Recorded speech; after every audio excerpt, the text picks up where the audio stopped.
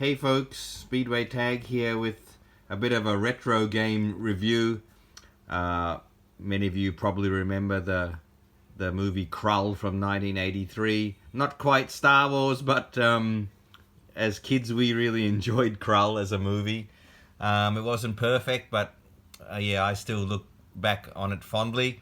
And of course, the merchandise came speeding out of Target and Kmart. And back then I got my copy of the Krull card game. There's a board game as well, which I have, which I might do a video on a bit later. But this is a cool little card game based on Krull. Look at the cards. They got all the main characters on them. Titch and the Widow of the Web and the Emerald Seer and all the characters there. Keegan and Bardolph, Torquil. Love Torquil. Love the Cyclops. Of course, you've got Colwyn and Alyssa, and then you've got, they're all number cards. It's basically a mathematical game, this one. And then you've got the 4 special ability cards, or special abilities as they were back then, 1983, the Beast. Always loved the way this character looked. Moved a bit clunky in the movie, but they've captured him pretty well there on the card. Ergo. A bit of an annoying character, but good. The Changeling and the Glaive, of course. So those 4 cards, the Beast, Ergo, the Changeling, and the Glaive, are your special ability cards, and you get a little help card there to remind you what they do.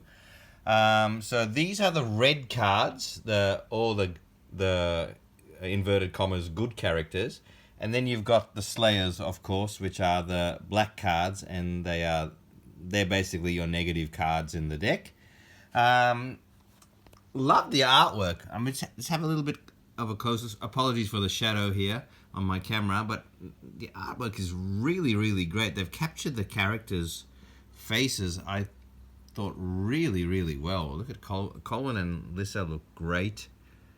As I've already shown you, the Beast as well, and yeah, Slayers look really good too. Really, really cool artwork on this production.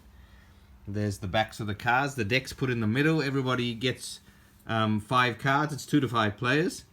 And it's one of those simple games where each person plays a card to the middle and draws one back. And the total of the values of the cards in the middle keep getting added. So if this is my hand, I might start by playing a red 6, which is Bardolph.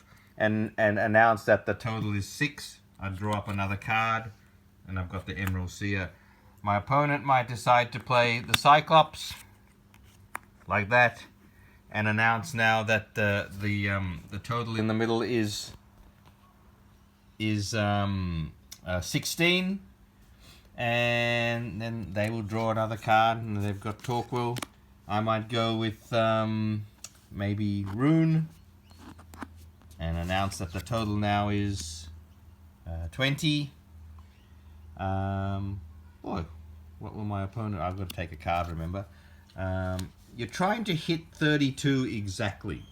Okay, so if they now play maybe Torquil and announce that it's now 28, and I realize, oh, isn't that great? I've got Darrow and play Darrow. It's now exactly 32, and I would say, okay, 32, because I've hit exactly 32, I get to take the whole pile and keep it aside for scoring. The red cards will score positively, and if I'm forced to take any Slayer cards that was in the line, they would impact negatively. And at the end of the game, whoever you total up your red cards, you minus your black cards, whoever's got the most points wins. It's not always as simple as that, right? Because once this, you're not always going to be able to make it to exactly 32. Imagine if this person plays Colwyn and I play a 5 Slayer. This person plays a 3 Slayer. Now it's 20. I might decide to play the Changeling, which is a special card. I can nominate what it's going to be, and I'm going to nominate it as a 4. So that makes that 24. Okay, this person might play the... Well, I know he could play the 8 and get the 32. Let's say he hasn't got any 8s, alright? For now. That's the beauty of trying to set up a game. Let's say he hasn't got any 8s. And he's just pulled another one. Okay, let's say he's got the Beast and also a 9 Slayer, right? So let's say he, for some okay, he might play the 6. Okay, he might play the 6.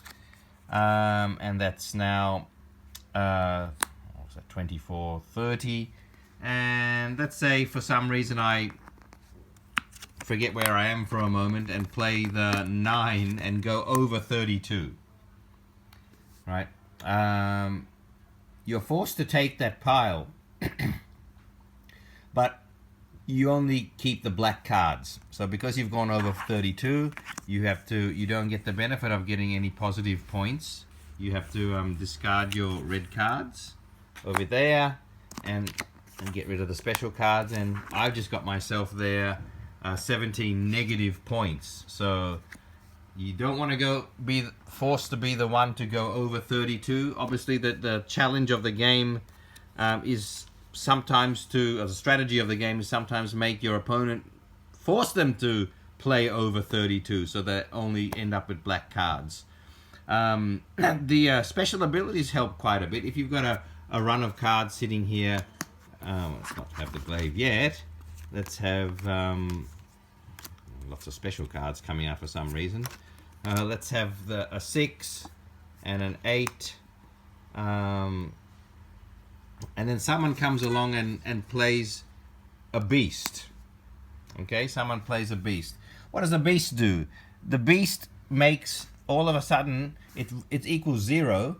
Its value is 0, but it makes every single red card it nullifies it. And therefore, it makes only the black cards in the line count. So if these cards are in the line already, all of a sudden, the red cards don't count, only the black cards count. Which causes lots of problems for when you're trying to get up to 32. The glaive, if someone else had the glaive in their hand, they could play the glaive and get rid of the beast's power, and then get back to normal. If there's no beast in the deck, in the line, and you're not at 32 yet, playing the glaive also will automatically make the total exactly 32, and you'll be able to take the pile. So the glaive is quite as it should be. If you know how the movie goes, the glaive is a fairly powerful card. Then you've also got I've shown you the changeling, the glaive, and the beast. You've also got Ergo there. Ergo is basically you playing it as a 0 and making someone else draw blind from this deck and play it into the line. Thereby, let's say the line's at 31 and you don't have a card in your hand to match it. You might not have a card in your hand to get to 32. This might be my hand, and if the line here adds up to 31, I'm in trouble. Oh no, I wouldn't be. I'd be able to play the 1. All right, I'd be in trouble now, right? Okay, so I don't have anything. If I'd be going over 32, obviously. If I had an Ergo, I'd be able to play Ergo.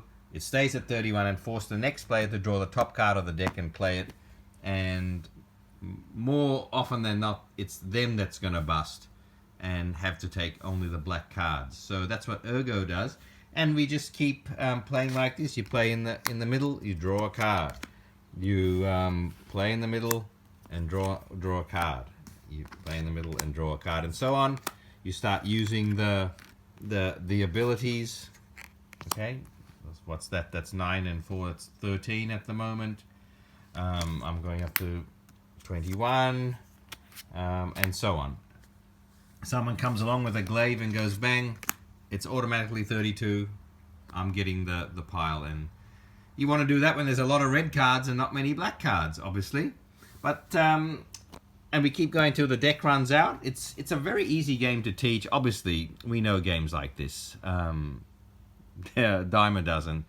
But sometimes, if you just don't want to think too much and you just, like games like blackjack and anything that's mathematical, where you're trying to hit a certain figure, and it does feel good when you can actually get the exact 32, or you whack a glaive down there and collect a really good red heavy pile. There's nothing brilliant about this game. I loved it as a kid, though. It is nice sitting down with your parents or with your brother or friends and just say, okay, first to 32 gets the pile, otherwise you only get black cards. And you've got these 4 cards over here that can change the game up a bit. So that's what Krull, the card game, was like. That's my original copy, and well, how often do I play it? Maybe once every 5 years. You know what? I'm going to play it today. Hope you enjoyed that little trip down memory lane. Watch the movie if you can. See you later.